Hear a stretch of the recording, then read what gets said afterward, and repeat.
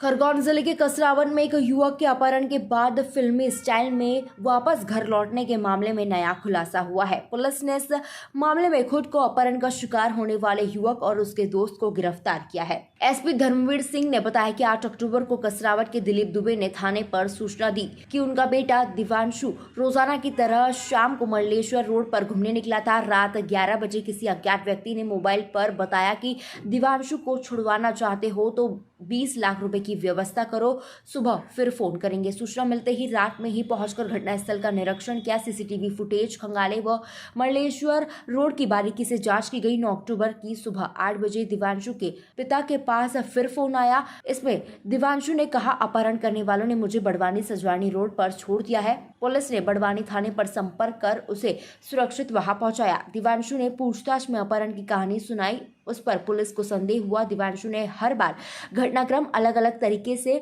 बताने पर पुलिस को शक हुआ। उसकी कॉल लोकेशन की जांच की गई। जहां जहां उसने लोकेशन बताई उसकी करीब 4 जिलों के सीसीटीवी फुटेज भी खंगाले। सख्ती से पूछताछ में इंदौर में 2018 में एक निजी बैंक में काम करने वाले रजत पवार का नाम बताया। पुलिस रजत को इंदौर से पकड़कर लाई। दिवांशु ने बताया 10 माह पहले पिता से 12 लाख रुपए लेकर शेयर मार्केट में लगाए। कुछ समय बाद घाटा हुआ, 12 लाख रुपए डूब गए। पिता को रुपए वापस लौटाने थे। दोस्त रजत से संपर्क कर बताया एक दोस्त को 16 लाख रुपए दिए हैं, लेकिन वह दे नहीं रहा है। इसमें से 12 लाख रुपए पिता से लेकर दिए हैं। फंस गया हूं, मुझे निकाल नहीं तो सुसाइड कर लूंगा। करीब 1 माह दिवांशु पहले रजत के पास इंदौर गया। वहां आपस में चर्चा में रजत ने समझाइश दी। फिर दोनों ने प्लान किया कि झूठे अपहरण की कहानी बनाकर पिता से 20 लाख रुपए फिरौती की मांगते हैं।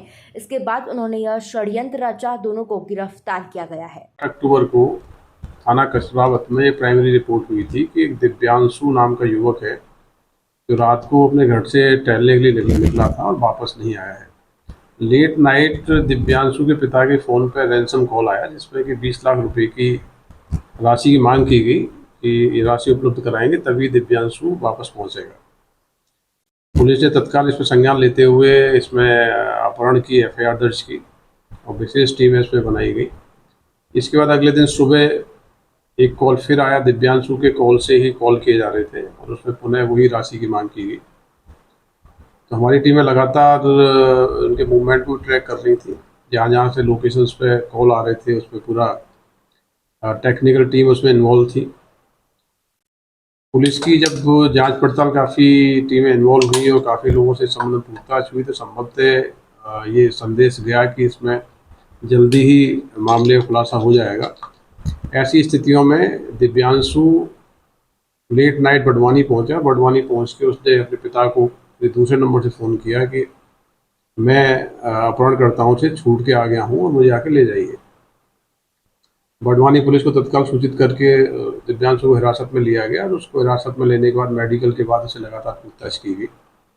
पुलिस को जो उसने प्राइमरी स्टेटमेंट दिया उसमें उसने यही बताया कि जब वो टहलने के लिए निकला था तो 2 लोग आए और उसके बेहोश करके उसको रखा गया और उसके बारे में उसको कोई जानकारी नहीं है। लेकिन उसका जो बयान था वो शुरू से ही बहुत ही संदेहास्पद लग रहा था। तो हमारी टीमें लगातार इसमें लगी रही। टेक्निकल इनपुट्स के आधार पर जिन जिन लोकेशंस पे इनका मूवमेंट हुआ था और जो कॉल्स हुए थे उसके आधार पे इंदौर से एक युवक को पकड़ा गया जो रजत पवार है। रजत पवार को हिरासत में लेकर पूछताछ की गई तो पता लगा कि रजत पवार दिव्यांशु का मित्र है और दिव्यांशु बेसिकली ये जो ट्रेडिंग करता है शेयर मार्केट में उससे उसको काफ़ी लॉस हुआ था। और इन दोनों की योजना ये थी कि अपने पिता को अपहरण का भय दिखा के पिता से एक बड़ी राशि हम लोग ले लेंगे और उसको हम शेयर कर लेंगे। कुल मिला के वास्तविक रूप में तो अपहरण हुआ ही नहीं था। जो अपहरणता दिव्यांशु बताया गया, दिव्यांशु ने अपने मित्र जो इंदौर का रहने वाला रजत पवार है उससे मिलकर पूरी योजना बनाई थी। रजत पवार योजना के मुताबिक कसरावत पहुंचा था, कसरावत से उसको मोटरसाइकिल पर उठा के ले गया था। इसके बाद रजत पवार ने ही रैंसम कॉल्स किए थे। तो रजत पवार और दिव्यांशु दोनों को अब उसके एक्सटॉर्शन के केस में 384, 386 और षड्यंत्र के केस में गिरफ्तार किया गया है। बाकी इन्वेस्टिगेशन की जा रही है। तो ओवरऑल ये किडनैपिंग का केस न होके अपने पिता से अवैध रूप से लाभ प्राप्त करने के लिए और पैसा बरामद करने के लिए पूरी योजना रची गई थी। जिसका खुलासा कसरावत पुलिस ने किया है। क्या शेयर मार्केट में घाटा होने की वजह से सर ये रची थी कहानी? हाँ, ये दिव्यांशु बेसिकली इसने अपने पिता से करीब 12 लाख रुपए लिए थे, जिसका इन्वेस्टमेंट शेयर मार्केट में किया था और पूरी राशि का नुकसान इसको हो गया था। तो उसकी भरपाई करने के लिए इसको उम्मीद थी कि पिता को यदि हम अपहरण की भय दिखाएंगे तो निश्चित रूप से पैसा उपलब्ध करा देगा, इसलिए पूरी योजना बनाई गई थी। कितने लाख रुपए मांगे थे? 20 लाख। हाँ, जो रैंसम कॉल्स हुए थे उसमें 20 लाख की फिरौती की मांग की गई थी। कसरावत में एक युवक का अपहरण वाली बात आ रही थी, फिर देखिए, 8 अक्टूबर को थाना कसरावत में ये प्राइमरी रिपोर्ट हुई थी कि एक दिव्यांशु नाम का युवक है जो रात को अपने घर से टहलने के लिए निकला था और वापस नहीं आया है। लेट नाइट दिव्यांशु के पिता के फ़ोन पर रैंसम कॉल आया जिसमें कि 20 लाख रुपए की राशि की मांग की गई कि ये राशि उपलब्ध कराएंगे तभी दिव्यांशु वापस पहुंचेगा। पुलिस ने तत्काल इस पर संज्ञान लेते हुए इसमें अपहरण की एफआईआर दर्ज की और विशेष टीमें इसमें बनाई गई। इसके बाद अगले दिन सुबह एक कॉल फिर आया, दिव्यांशु के कॉल से ही कॉल किए जा रहे थे और उसमें पुनः वही राशि की मांग की गई। तो हमारी टीमें लगातार उनके मूवमेंट को भी ट्रैक कर रही थी। जहाँ जहाँ से लोकेशंस पे कॉल आ रहे थे उसमें पूरा टेक्निकल टीम उसमें इन्वॉल्व थी।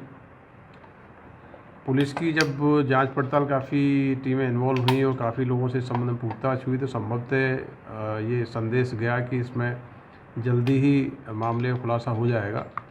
ऐसी स्थितियों में दिव्यांशु लेट नाइट बड़वानी पहुंचा। बड़वानी पहुंच के उसने अपने पिता को फिर दूसरे नंबर से फ़ोन किया कि मैं अपहरणकर्ताओं से छूट के आ गया हूं और मुझे आके ले जाइए। बड़वानी पुलिस को तत्काल सूचित करके दिव्यांशु को हिरासत में लिया गया और उसको हिरासत में लेने के बाद मेडिकल के बाद उसे लगातार पूछताछ की गई। पुलिस को जो उसने प्राइमरी स्टेटमेंट दिया उसमें उसने यही बताया कि जब वो टहलने के लिए निकला था तो 2 लोग आए और उसके बेहोश करके उसको रखा गया और उसके बारे में उसको कोई जानकारी नहीं है। लेकिन उसका जो बयान था वो शुरू से ही बहुत ही संदेहास्पद लग रहा था, तो हमारी टीमें लगातार इसमें लगी रही। टेक्निकल इनपुट्स के आधार पर जिन जिन लोकेशंस पे इनका मूवमेंट हुआ था और जो कॉल्स हुए थे उसके आधार पे इंदौर से एक युवक को पकड़ा गया जो रजत पवार है। रजत पवार को हिरासत में लेकर पूछताछ की गई तो पता लगा कि रजत पवार दिव्यांशु का मित्र है और दिव्यांशु बेसिकली ये जो ट्रेडिंग करता है शेयर मार्केट में, उससे उसको काफ़ी लॉस हुआ था और इन दोनों की योजना ये थी कि अपने पिता को अपहरण का भय दिखा के पिता से एक बड़ी राशि हम लोग ले लेंगे और उसको हम शेयर कर लेंगे। कुल मिला के वास्तविक रूप में तो अपहरण हुआ ही नहीं था। जो अपहरणता दिव्यांशु बताया गया, दिव्यांशु ने अपने मित्र जो इंदौर का रहने वाला रजत पवार है उससे मिलकर पूरी योजना बनाई थी। रजत पवार योजना के मुताबिक कसरावत पहुंचा था और कसरावत से उसको मोटरसाइकिल पर उठा के ले गया था। इसके बाद रजत पवार ने ही रैंसम कॉल्स किए थे। तो रजत पवार और दिव्यांशु दोनों को अब उसके एक्सटॉर्शन के केस में 384, 386 और षड्यंत्र के केस में गिरफ्तार किया गया है।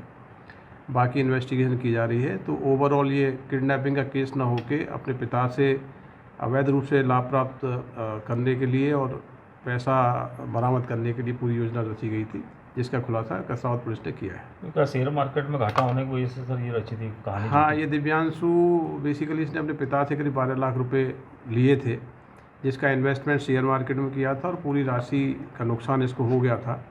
तो उसकी भरपाई करने के लिए इसको उम्मीद थी कि पिता को यदि हम अपहरण की भय दिखाएंगे तो निश्चित रूप से पैसा उपलब्ध करा देगा, इसलिए पूरी योजना बनाई गई थी। कितने लाख रुपए मांगे थे? 20 लाख। हाँ, जो रैंसम कॉल्स हुए थे उसमें 20 लाख की फिरौती की मांग की गई थी।